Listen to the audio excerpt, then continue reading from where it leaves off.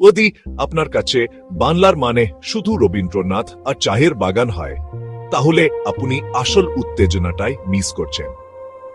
যদি ভুতুড়ে প্রাসাদ আপনার মেরুদল দিয়ে শীতল স্রোত বাইয়ে দেও, তাহলে আপনি ঠিক জায়গাতেই এসেছেন।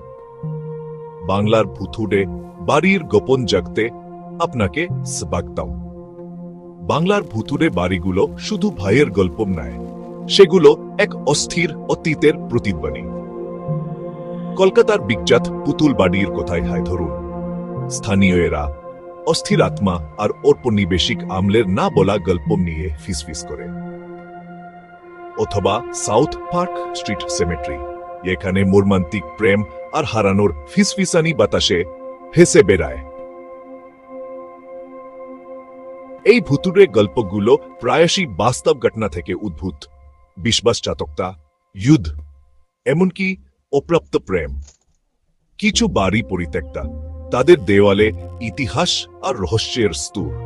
অন্যগুলোতে এখনো পরিবার বাস করে, যারা কাডু কাডু শব্দ আর শীতলতার সাথে অভ্যস্ত হয়ে গেছে।